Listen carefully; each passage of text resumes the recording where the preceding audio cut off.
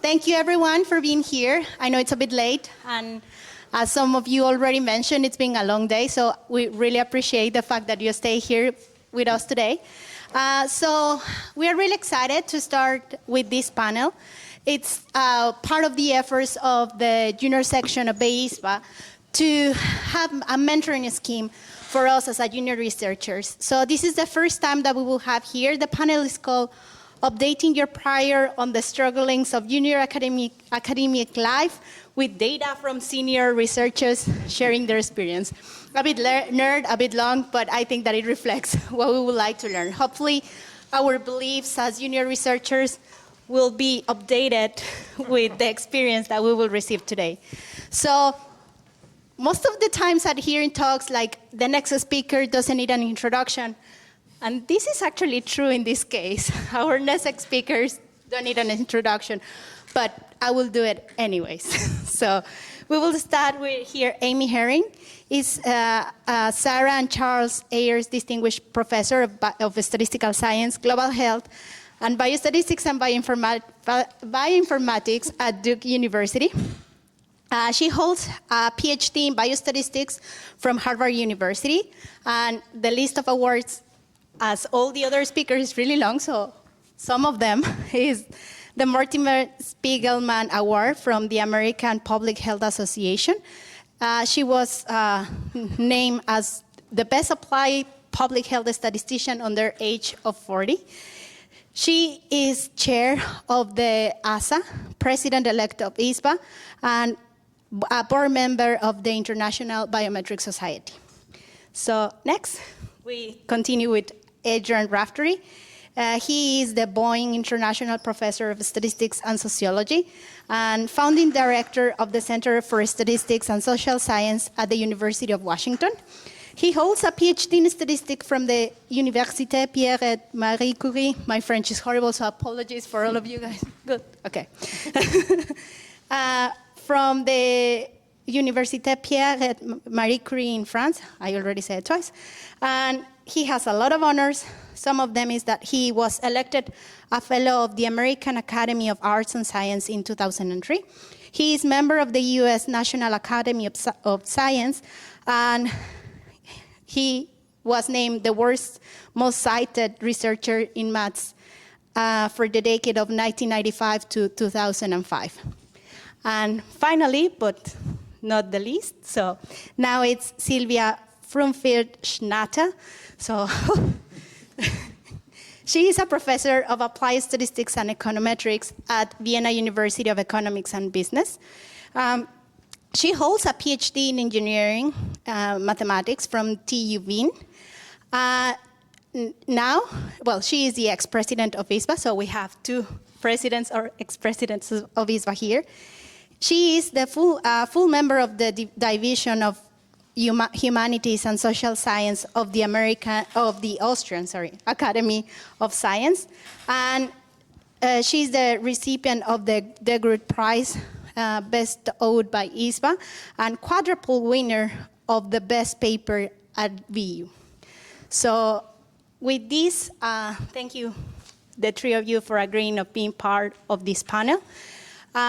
The first question, just to start this panel, can you share your experience, how you started, how can you fill the blanks between starting your PhD and then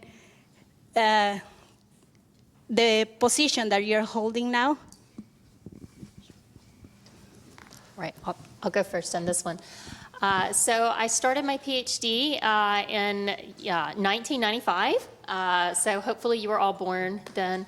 So the one thing I was thinking during the introduction was like, oh yeah, 10 years ago I was the outstanding young statistician, and now I'm senior. So so it goes quickly. I'm from Mississippi, which is a very small state, and usually you don't hear people say they're from there because they don't leave it. So it's a nice place to be from. It's a lovely state. It's got lots of challenges. And so people from home thought I was being ruined by going to Harvard. Literally, someone told my parents that. And I had a cute little old lady at church tell me that it was terrible that we lost a really good music teacher, and obviously she couldn't hear very well.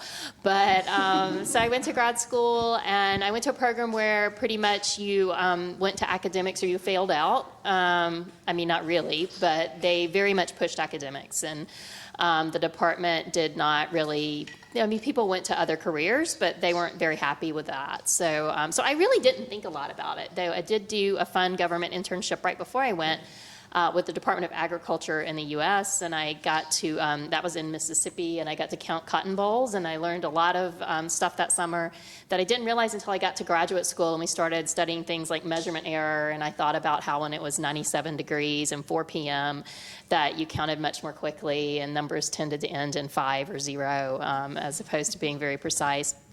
So anyway, since everybody went to academics, I did too, and I started off at the University of North Carolina at Chapel Hill, which I thought was a good compromise between the Northeast and the South, and stayed there for a while, and then moved to Duke 5 years ago. So I've kind of been in the whole thing the whole way, and I didn't have a lot of pondering about other job options.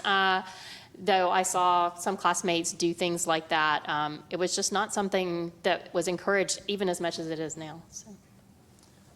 Thanks, Amy. What you said about it going, things going fast. Yeah, when I saw just before coming here, I saw my colleague John Wakefield, who some of you probably know, and I told him about this, and you know, that I was and he said, "Oh yeah, about this panel." He said, "Well, Adrian, now you're officially old." So, so I said, "Well, John, I've been old for a long time." So,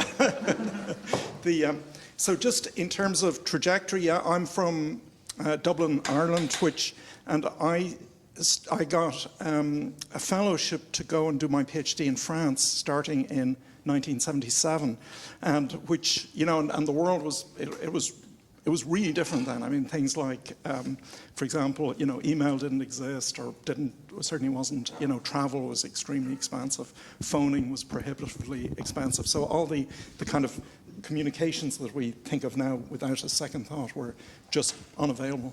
And so, yeah, I was there and did a PhD, pretty theoretical PhD actually, in mathematical statistics. It was, and also probability theory, but it was pretty, I think it was pretty good to do that. And then I got a job at Trinity College Dublin, back where I'd done my undergraduate. And, you know, life is kind of unexpected because my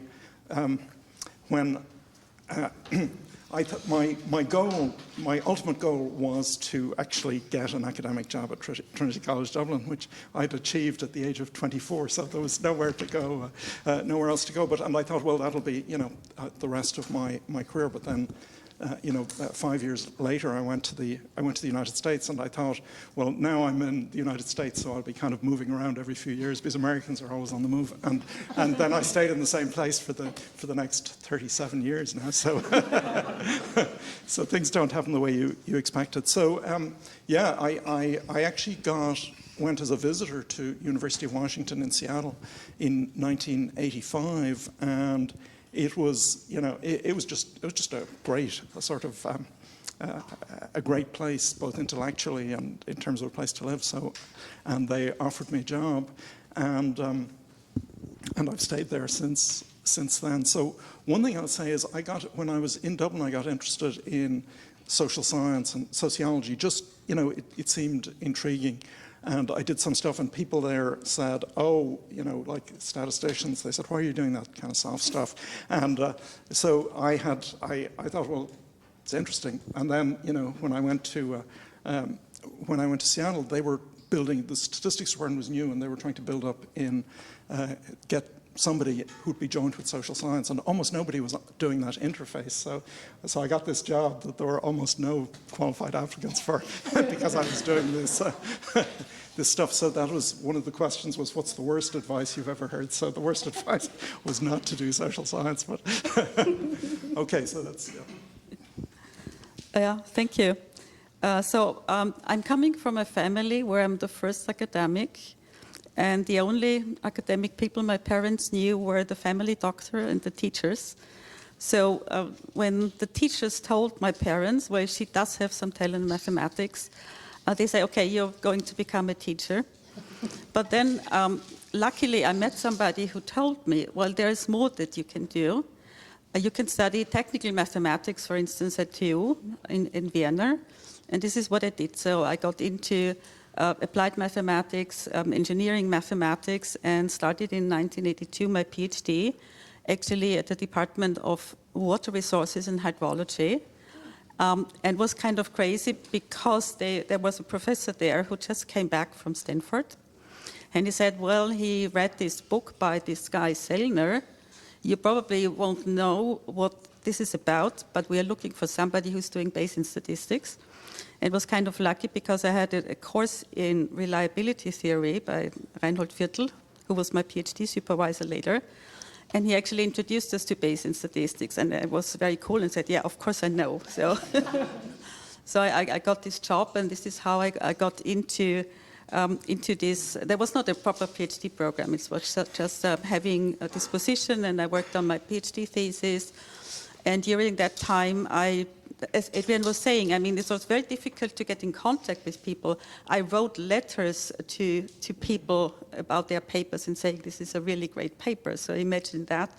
So I realized it's important to go to conferences. There was no money, so I paid for that myself. And this is how I met people. I met friends in the ISPA community. And at some point, I realized as a mathematician, in this very applied field, I'm more like an attractive computing machine, some people said.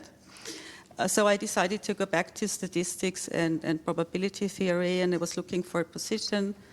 And there was a point where I had kind of a deadline saying, okay, if I get a position within the next 3 months, then I'm going to stay in academia. Otherwise, I'm going into the industry, and obviously it worked out. And I got this position as an assistant professor, and I got an offer to become full professor in Linz, which was difficult because I had 3 little kids, and it's like going 2 hours by train. But someone gave me the advice, just take it. Take the plunge, and this is what I did, and then I came back to Vienna. So, yeah, well, this is my career. Thank you. So now you mentioned a bit about choosing between academia versus industry, or even versus other positions in government. Can you give us any point of view of how you choose or how you ended up being there? Do you think it's hard to switch back and forwards between academia and industry? And the salary difference, if you can give us a bit of perspective about that. And one last one, sorry, I mixed all the questions that all of you had gave to us, so hopefully this will work. And lifestyle differences between industry and academia. Should I start? Yeah. I mean, you can be more, there's much more freedom and creativity, of course, in academia. So in industry, you have like the projects and someone else determining what you have to do. So this was one of my reasons, and this is why I was happy to actually end up in academia, to have this freedom. But on the other hand, you never stop working. So there's not like at the end of the day, you feel like you have achieved something. Actually, at the end of the day, you feel like, okay, I didn't manage anything, and a lot of things left over for the next day. But I have to say, I never regretted the choices I made here. Yeah, thanks, Sylvia. So, why am I an academic? And I think it's exactly the same reasons as Sylvia says, that it gives a lot of freedom to do different things. And certainly the money, I mean, I had an offer when I got the offer from Trinity College. I also had an offer of a job to do actuarial work because I had an actuarial qualification. And the actuarial people were actually offering me 3 times more money at the time, which and the academic salary in Ireland was bad. So, but actually, I was just coming out of the graduate program, so I was actually pretty poor for a while, but I didn't realise that. I was kind of lucky. Probably lucky I didn't, because I might have made a different decision, which would have been the wrong decision. So, but I think Yeah, one of the things I would say, and I'm observing a lot as certainly as a mentor myself now, is that, you know, when Sylvia and I were making these decisions, there was no comparison. I mean, in terms of the ability to choose projects, the the intellectual stimulation, I would say academia is just way ahead of industry. I think that is much less the case now, and I think that industry, certainly, you know, the tech industry, maybe finance industry, kind of cracked the code of how to attract smart people and make it seem interesting. Of course, you might sense some skepticism in my tone, but I also think that, you know, I think there is a lot of work to be done, because I think you know, industry has, or a lot of industry is, you know, provides a model of career that is in some ways more easier for, provides the potential of better balance between work and family life. So I think particularly for women, but, you know, for men also. So I think, you know, academia has been pretty rigid and hasn't really changed its way of doing things. And I think academia really has to work on changing the way it does things, because a lot of people are choosing industry, not just because of money, but because also of, you know, work-life balance and other things like that. And so I continue after, you know, 40 years in this business to believe that an academic career it's a terrific privilege to have it, and it's just I've been having fun for the past 40 years, and it doesn't seem to be ending yet. So I think it really is a great choice. But I think there's also now there is a real decision to be made, and I think also agencies, government agencies, international agencies also provide really interesting opportunities. And the money isn't as good, but then, you know, like at the end of, you know, when you come to the end of your career, maybe, you know, if you go into industry, you've made a lot of money, and maybe you've sort of determined what's the best color for a click in terms of optimizing click-through rates. Whereas, you know, government agencies, I think, working government agencies can really, you know, make a big social difference, which is also, you know, rewarding. So I think there are many opportunities. I would certainly advocate for you to go for the academia, but the formation of the selection of the panel sort of means it's got to be biased that way, right? So all good points. So, you know, I would say I taught a class this spring, a professional development class, and we had a panel actually of alums. Lauren was one of them, talking about jobs outside academia. You know, Lauren has a great job at Microsoft Research. Those people are special. You know, that's not the typical person at Microsoft Research. It's not Lauren. It's not Lester Mackey. They do have incredible freedom to work on what they want, and so if you can get those jobs, that's pretty sweet, you know. My husband, before he came to Duke, had a job with the U.S. National Institutes of Health, and they have different classifications, but the one he was in was like a PI, a research scientist, and as long as he was productive, he could work on whatever he wanted, you know. And so with the U.S. National Institutes of Health, there are a small number of positions like that where it's like you're in academics, except you have you know, government, you're getting a pension, you know, like an actual government job. It's maybe even harder to fire you in government than it is in academics, where it's still really hard. So, you know, those are really nice positions as well that have a lot of autonomy, like people think of with academics. I think COVID's really changed the work-life balance to some extent for everybody, you know, and so I don't know who else has maybe, you know, put their Zoom on picture and run to put stuff from the washer into the dryer. But I will certainly admit to have doing laundry during especially boring meetings. I see some nods, so thank you. I'm glad I'm not the only person. Or letting the cat in and out is actually the big benefit maybe of our home life, the cat. But you know, so I think that they are becoming more like each other, but I do personally I don't mind the high pressure if some people view academics as high pressure, because you have high control. And so I think it's just what suits your personality. I like to have control. I don't want somebody telling me what to do. I remember when I was new at UNC, I had a colleague that worked for a contract research organization, and they had a big project that was due in January, and they had, like, I don't know, somebody made a mistake or something, and they bought back everybody's Christmas travel tickets and told them they were staying home and working. They had a long time to recover from that, but they could do that. It's like you either don't have a job or you don't have Christmas, you pick. So that kind of freaked me out. But yeah, so I think in terms of money, I mean, salaries differ in academics a lot depending on where you are globally, and then even within a country, what type of position you have at what type of university. The one resource in the U.S. that's useful is the American Statistical Association does salary surveys, and the ones in government and industry don't come out as often as the ones in academics, but they're just at amstat.org, and I think it's under your career or something. Public universities in the U.S., like University of North Carolina, where I used to work, or University of Michigan, their entire salary structure is online. You can Google, you can type in somebody's name, and you can find out what Sylvia makes. It's public, So you could sit there and say, oh, wow, so-and-so in my department makes twice what I make, and so that's somewhat helpful. I mean, when we had the panel in my class, and we had Herman Molino, who's a Duke alum and worked in finance, he was talking about different options, and he's done a lot of different things, but where you hear big money in finance is high-frequency trading. Maybe they're making $500,000 a year, and he said, but the salary's not what you care about, the bonuses are what you care about. So the salary's nothing compared to the bonus.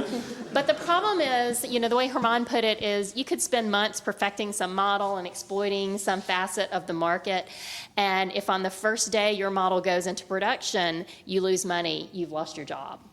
And so you better hope you saved your bonus, so that there's no job security. And not all of finance, but in that part of finance, not a lot of job security. And, so you have to be able to weather having some period of time without work and things like that. So that would make me really nervous, not knowing if the market's going to go up or down the day, especially if I spent like months, I might want to just go cry. Thank you. So we received some questions about any advice or thoughts that you could give us about the imposter syndrome. Do you want to start this time? Okay. So, yeah, I don't know that I would just say, I mean, it's easy, I suppose, for those of us up here to say, but I would say just don't worry about it, because, everybody has imposter syndrome, and, the reality of science is now it's so huge that none of us know more than a small fraction of what there is to be known, and it's one thing I find as time goes on, I kind of know less and less, because the fraction of stuff that I don't know is just increasing all the time. So and I go to probably pre-COVID to 100 talks a year, and trying to scan journals and all this stuff, and I'm sure we're trying to keep up, but actually you can't keep up. So the reality is everybody is basically there's only a small amount of the possible material that they're on top of, regardless of how they present themselves. So I would say don't be fooled if people are sort of seem like they know everything or are really on top of everything, because they don't. And I'd say just do, if you're here, it's because you have a real contribution to make, and do the best you can, and it'll be fine. The other thing that's great in statistics is, there's a ton of jobs, so you're going to have a job kind of no matter what. So I'd say don't worry about it. Yeah, I don't know. Yeah, I mean, it can be something that can be a real hindrance to the career. And when I kind of started out, I had a strong tendency in this direction. I mean, coming from a very simple background, not knowing how academia is working, not knowing whether I'm good or whether I'm not so good, was very difficult for me. And this imposter syndrome is like a vicious cycle. So you feel you don't belong where you are. You feel you're not competent. So if you fail, then this confirms your bad feelings. But if you succeed, you think, okay, maybe I was just lucky. Or when people say something, this was a good talk, maybe they are just nice. So if you succeed, you don't believe it in the first place. And then if you kind of think, okay, maybe this was actually not so bad, then you feel like it's raising the bar. So the next round, you feel like you have to perform even better than the last time. So this is a really vicious cycle, and you have, as Adrian saying, you have to break it because it's taking up so much energy that you could use for something else. And the way I got out of it, I mean, if it's really bad, then you can seek professional help. But the way I got out of it was just to see, okay, if so many people think I'm capable of doing things, people invite me to conferences, maybe in the end I'm not so bad as I think I am. And now I'm pretty relaxed about that, and I've been offered an opportunity just recently, and I was, again, not sure whether I can do this. And I thought, okay, if they think I can do this, then I can. So this is how I can kind of manage the situation, yeah.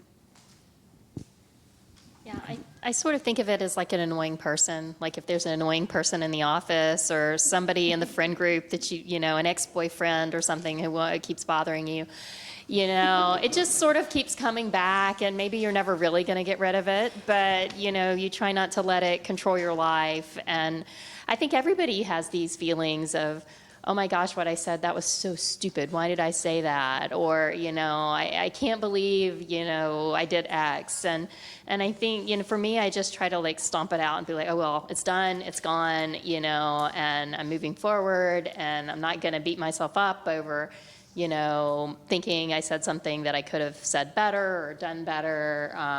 You know, I think that's like Sylvia said, it's a time sink, you know, and sometimes you are stuck in time, you know, quicksand or something because of those things. And it is good to talk to somebody sometimes, you know, to help to get out of those places. But I do sort of think of it as a really annoying ex-boyfriend, maybe.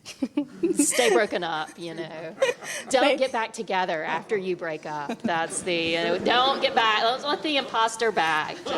So we're also having advice on love life, but, which is great. So I said one time I would never, ever marry a statistician after breaking up with one. So, oh well. talking about marriage. So when is the best or worst time to start having a family? And what was your experience in balancing parental leave and academia? Okay, well, I'll tell them what I told you, which I think the best time to have children is when the egg meets the sperm. So, I don't know, when I was in grad school, so we were all stressed out, and it seemed like everybody was like falling apart. Like somebody had an ectopic pregnancy, which was super scary. Those can be fatal. Somebody else had like precancerous cells whacked off, you know. My ovaries were deciding to try to go away, you know. So like everybody seemed to be having all these problems, and you know, I don't think they were all just stress, but it was also a little freaky because it just seemed like, oh my gosh, like, you know, what are we being exposed to in this building or something? Everybody has something going on. But at the end of the day, I think it just, you know, I had friends who got pregnant in grad school. I had friends I had one person in my class who had 3 kids coming into like already coming into grad school.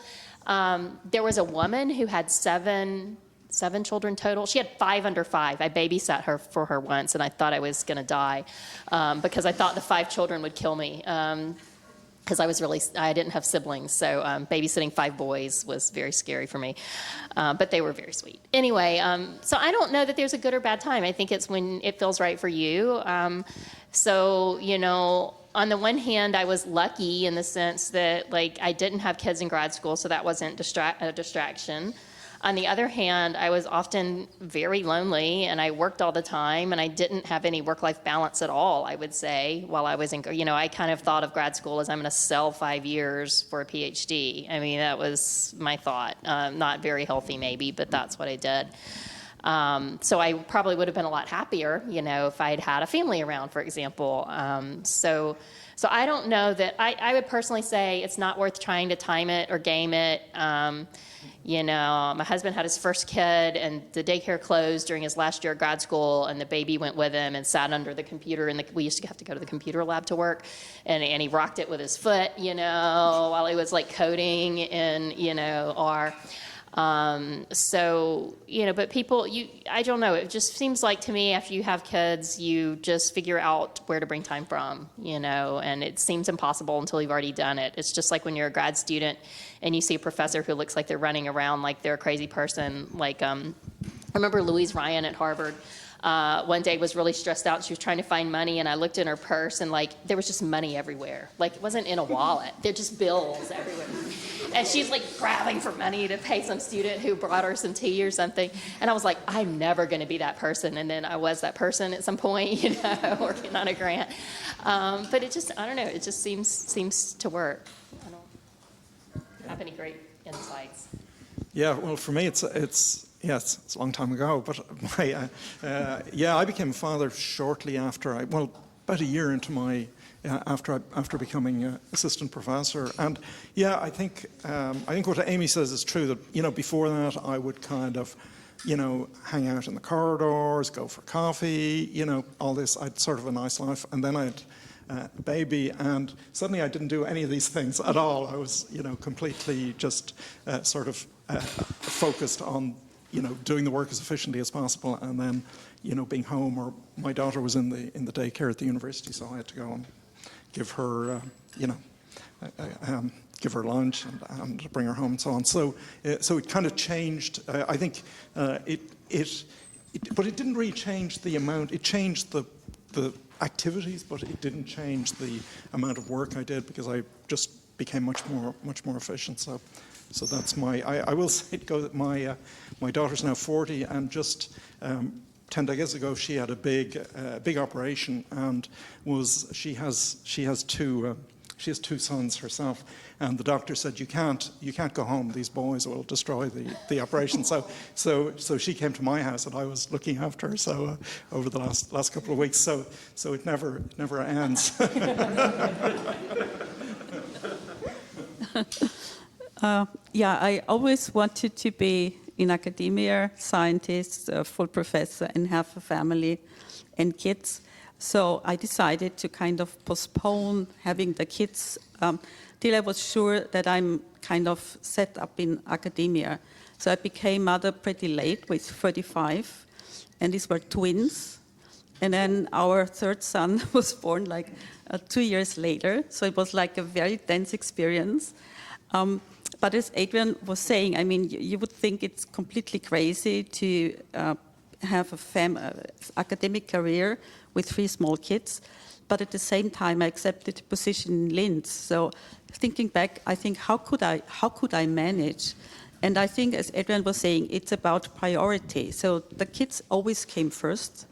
Then science and papers came second, then teaching, and all this administrative work at universities came at the very last. And I have to say, I was very lucky working with a professor who was very supportive.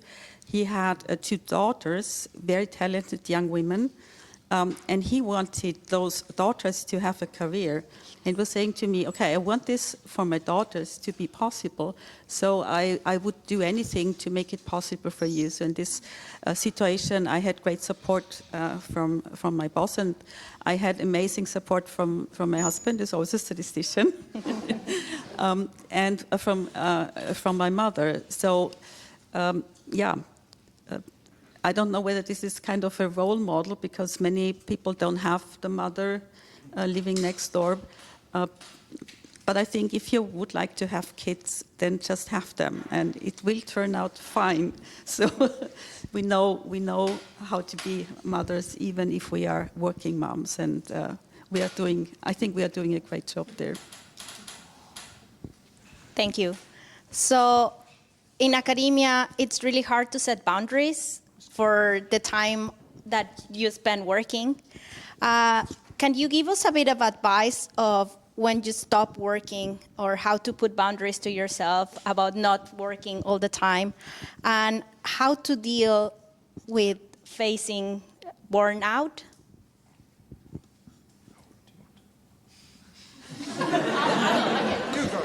I was just about to say it's really easy to use a breast pump and type on a laptop, but so that's maybe not good for boundaries and also too much information. But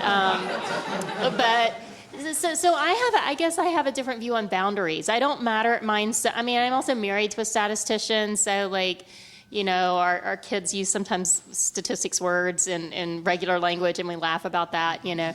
And we know it's just because they've heard us say that word that they know what it is. But so you know, sometimes we talk about statistics at dinner or other time, you know, on the weekend, and sometimes one of us just has to say stop. You know, I can't do that right now. My brain's cut off. Like it's spring break week. David wanted to work on a grant we're working on together, and I was like, I need spring break, and so you know, he worked on the grant, and I just ignored it and did my, you know, took a week off. But I personally don't necessarily have a problem checking my email, you know, responding to students late. I mean, not late because we go to bed early, but, you know, after I get home. If I don't want to do that, I just don't do it. You know, I don't look at email. I don't look at the laptop. You know, people where I work don't expect you to get back instantaneously. You can set boundaries with students and say, hey, I'll respond to your emails between 8 and 5 or whatever hours you want to say, you know, and just let them know up front that that's what you do. I do, however, find it for myself really important to take breaks to avoid burnout. And so with COVID, it was really clear to me that like working for long periods of time without having a refresher was really hard to maintain. And so we try to take vacations where, like, we went to Australia with our son right before COVID. That was a good call. You know, we didn't take any electronics. It was 2 weeks. And even though we had friends saying, oh, you want to give a talk? Or you want to come visit? It was like, no, this is just a family thing. You know, we're going to do our own thing and kind of unplug. So for me, most of the time, work and life are really intertwined, you know, but then I'll take a break and like totally unplug from work. That's just the way I structure things. I mean, I don't think you can, you know, to me, you can't work all the time because then you're not very creative, you know. So I think the breaks are important for creativity. Yeah, I agree with all of that. I think structuring things, you know, it's important to think about boundaries and in terms of how you schedule things and so on. So my wife is also a statistician, and we collaborate on things. So, but actually, you know, there is a risk that you're talking about it all the time, right? So basically, we have a weekly meeting, and we meet for an hour, and we go through this stuff, and we don't really, you know, that's deliberately so it doesn't. We actually have dedicated time that we talk about the project or the projects, and then. You know, we try not to talk about it the rest of the time. So I mean, not with total success, I admit, but at least there's that aspiration. In terms of burnout, one of the things about statistics actually is that the level of burnout, the rate of burnout, is actually fairly low. I don't know many people who have burned out. Some obviously, but not that many. And I think partly it's what John Chukey said. Statistics is a great field because we get to play in everyone else's backyard, right? And so if you burn out, if you're working on something and you burn out, well, there's a lot you can change and work on a different problem. You can change, if you're doing theoretical work, you can go and work on more applied work. If you're doing an applied sustained project and you find it's just too much, you can go and do, you know, consulting, or you can change the nature of your work. And usually there are new things, and they're interesting and maybe different. Maybe you can change your work so you get to work with different people, get to learn some new things. So I think that may be why burnout, in the sense of, you know, not wanting to be a statistician anymore, is not that common. And I think just being aware of those opportunities, and if you start feeling burnt out, you know, kind of acknowledge it, definitely take a break, and think about, do you want to do something different? And one of the great things about statistics is that you can do something different while you're still doing the same thing, right? So it's so I think thinking about that and being on top of your feelings is important. Yeah, so one of the nice things about being academic is actually we have not one job, we have many different jobs. So we work on papers, we work with students, we do teaching, we run committees, we do editorial jobs. And so this is my kind of strategy. As Adrian was mentioning, I mean, I've never had a real kind of a burnout because I love not every minute of what I'm doing, but most of the time I love what I'm doing and I love my job. But when I'm kind of bored with something, I just switch to another object, and I'm a master in procrastination. Really, it's.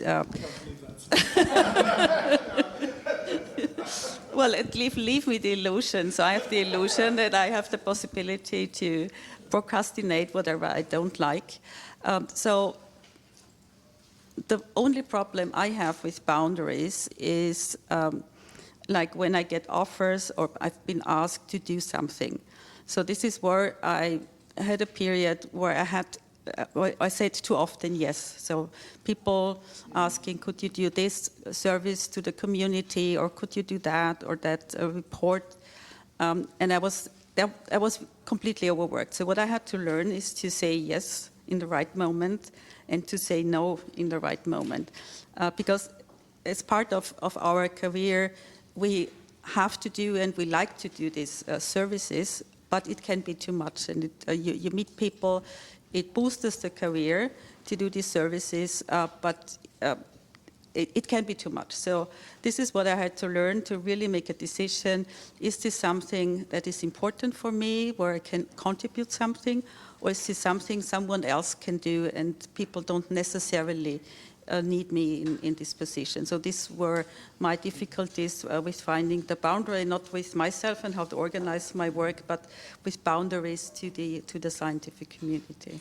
I think saying no is really important, you know, and at times I've just had to say, I've decided, okay, I'm going to say no to everything for 2 months. You know, or even if you just don't, but you tell people, you know, wow, Adrian, I really love to do this, but I have just imposed a moratorium and I'm saying no to everything for 3 months because I've accepted too many things. You know, I think people will accept that and respect that. And it's not that often that people will come back and really guilt you, you know, over something.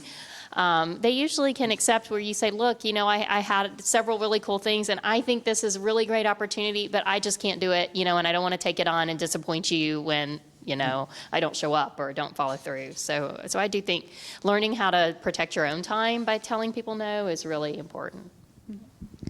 Thank you. So the next question is about how to ask for help.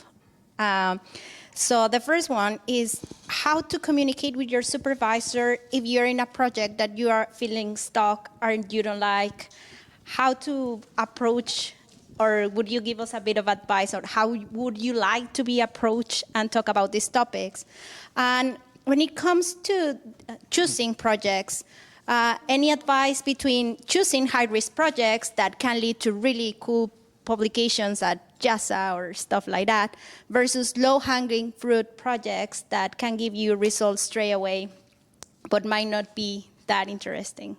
Let's see, who should do you want to? Oh yeah.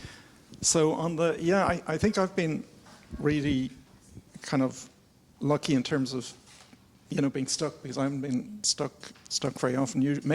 Usually because I've had, you know, too many projects going on at the same time. But just in terms of mentoring, I mean, and this is looking at it from another point of view, which many of you either are involved with or, you know, will be involved with. I mean, my style of mentoring has been just to, you know, with PhD students, for example, or anybody, is to meet, you know, every week with them for an hour, get them to write a report on what they've done in the past week. And that has also been, I think that is very helpful in the sense, you know, if people are stuck, if they're having, you know, difficulties, that's protected time that can be used to, you know, talk about why that is, or talk about any, you know, difficulties. And so there's a kind of a temptation, and I know some advisors kind of say, oh, you know, we'll meet when you need to meet, which I think is actually exactly the wrong way around, because often it's when the student has nothing to say, that they most need to meet and to talk about what the difficulties might be, because that's when when people are stuck. So having that ability to just be kind of checking in on a regular basis with one's students is really important. And I think that also, just that kind of regular contact does mean that it's probably easier when somebody has maybe an unproductive period, which everybody does, to sort of, talk about it and so on. So that's... Well, regarding the low-hanging fruit or the high-risk projects, I think it very much depends on the personality of the PhD students. I mean, the PhD students I'm working with are great, and some of them really like doing new projects. And I had PhD students in the past who were more interested in the low-hanging fruit. So this is what I try to figure out. I mean, with PhD students, it's a bit like with kids. So when you get them, you don't know them yet. So you learn to know each other, and then I try to be supportive and see where this is heading.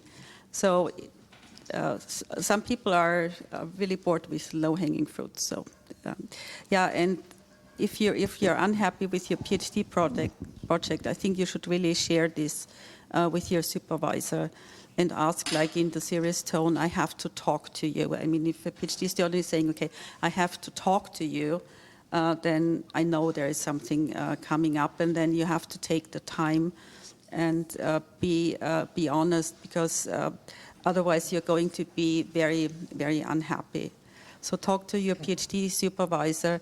And I had situations where we just adjusted the PhD project and say, okay, if this makes you unhappy, maybe we can go into a different direction, because unless it's a project that is third-party funded, where you have to do exactly what you're doing right now, usually there is a lot of flexibility, and then you can set the bar. You don't have to, every PhD student doesn't have to have a JASA paper or Journal of Econometrics. It can be less than that. So, but it's really important that you formulate your expectation of the PhD project, where you want to be. Maybe you say, okay, I don't want to stay in academia. Well, I'm more looking for an industry job, so I would like to adjust my project in this way. But really try to be honest and seek to speak with your supervisor if you're unhappy.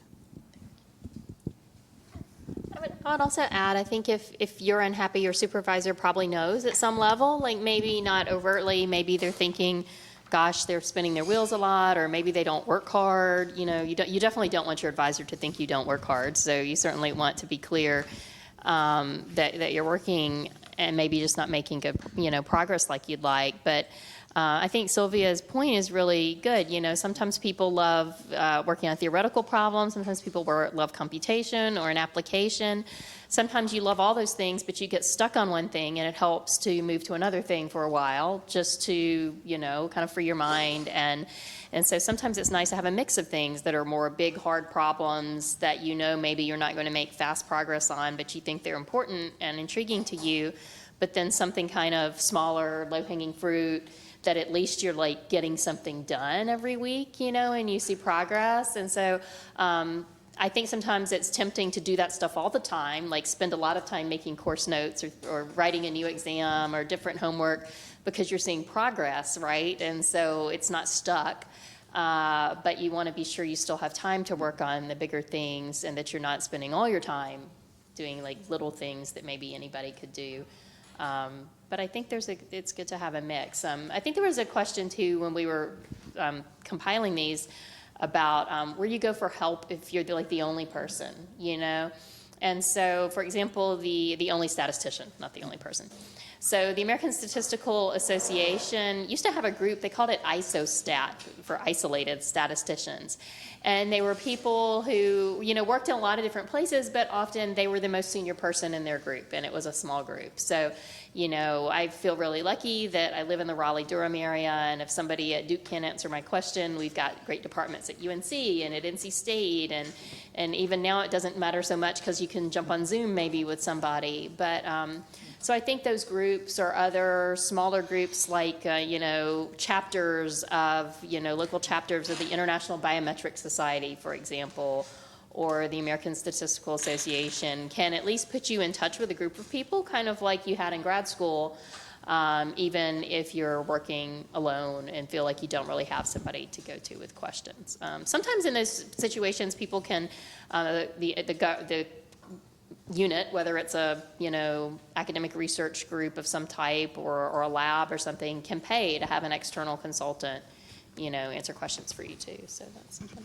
I'd like to just maybe in terms of selection of research topics and so on, and these that I think the most, especially as we don't in our field, we don't have that much pressure on jobs. There are a lot of jobs. Take advantage of that. I think it's really important that you're having fun. I mean, that's really the first thing. Are you enjoying it? And if you're not, you shouldn't be doing it because it's difficult. Statistical research, any kind of research, but statistical research, because it has this mathematical, scientific nature, is pretty demanding intellectually. So you have to be enjoying it. Otherwise, there's no point. So I think that's a really important thing. I think also in terms of topics, something to consider is it a crowded area? Is it an area where there's a lot of people doing research? And I would suggest thinking about selecting topics where there aren't many people, because there is a lot more low-hanging fruit. And about low-hanging fruit, I think low-hanging fruit is great. I would say go for the low-hanging fruit because then you can get stuff done, and you can maybe more easily have a publication, whatever it is. And if you do one, often there are other problems get suggested. So it maybe start as low-hanging fruit. Maybe it seems easy. Doesn't usually turn out to be easy, but you may think it will be. But then there might be other projects. So I would say, I'd say my advice would be go for the low-hanging fruit. Thank you. Well, we have another question. When to move jobs? If you are stuck in a postdoc position for quite a while, you really like the faculty around you, you really like the university, what would be your advice of whether to move a job if you know that there's not actual academic opportunities there for you? And is it a good time to move jobs to industry from academia and the other way around? I'm not a good person to ask about moving jobs, maybe. Because I've only done it once. I think it's important to explore a little bit. I think even if you look into a job and you don't end up taking it, it reminds you what you like about what you're doing at your home base, and you might get ideas about ways to make things better or improvements to make. So I do think it's important to see what other jobs are like. I'm not saying apply for 5 jobs a year because, gosh, you'd never get anything done. That's emotionally draining for me. But I think it is good to explore more. And I think there's research that shows, for example, students that consider more graduate programs or people who apply for more jobs tend to be happier with what they get because they've surveyed the field and they know what's out there.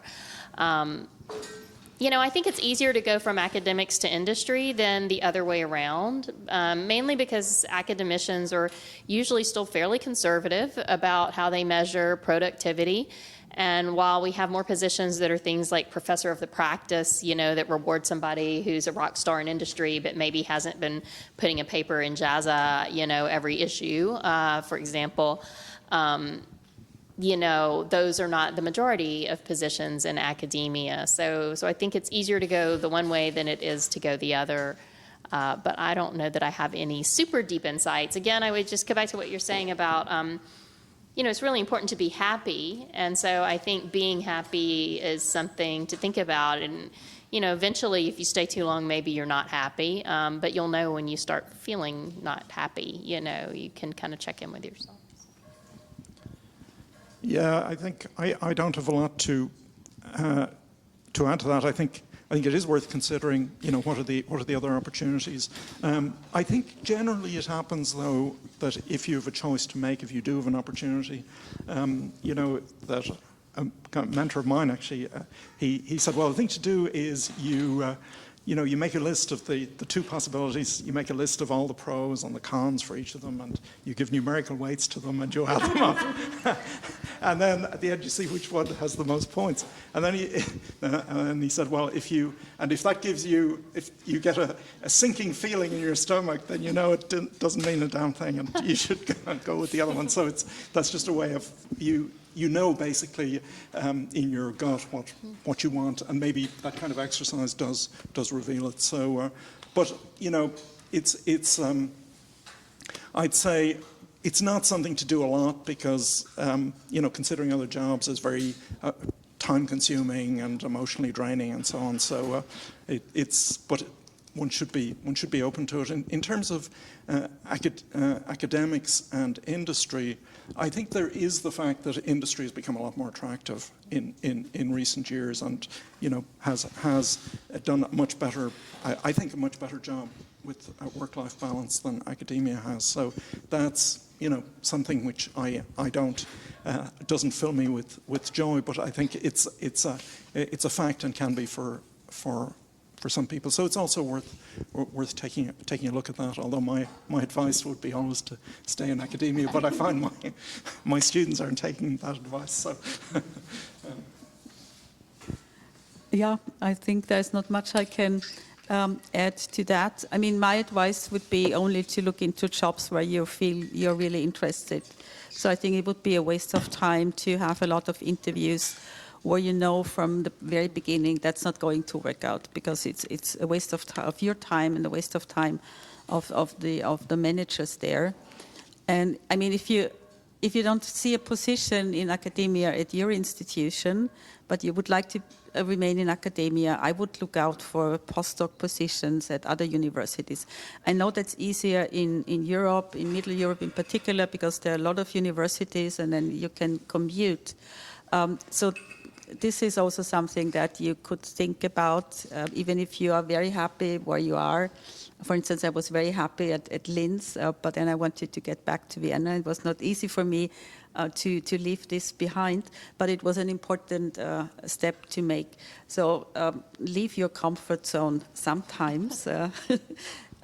It's important to be happy, but sometimes it's also important to get out of your comfort zone and look out for alternative option. And it might something turn up that you didn't expect, but you only see it if you explore it. Yeah. Well, thank you for sharing your thoughts. We are running out of time, sadly, and apologies for all the questions that we didn't have the time to ask. Maybe later you can send an email or something to keep the conversation going. So just to wrap up this, any final thoughts or comments? If you could go back in time and talk to your young self, PhD student, any advice that you would give to yourself?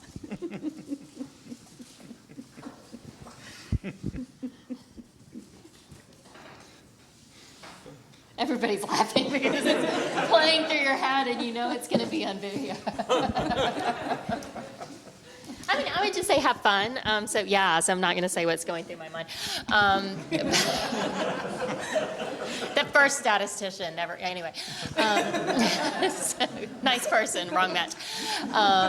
So I would just say have fun. If you find that you're not having fun or you don't like what you're doing, I think that's maybe a sign that you could look around at either other positions or think about other things to work on.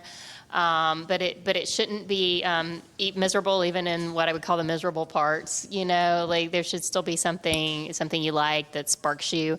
So that would be my parting. Thank you. Yeah, I'd second that. Have fun. Well, I would give myself the advice to be more adventurous. I never spent more than like 5 weeks on a sabbatical somewhere. It was a great time. So this is the advice I would give myself. So go abroad as a PhD student, maybe as an early postdoc. Now it's too late. Never too late. Thank you so much for sharing your thoughts. Thank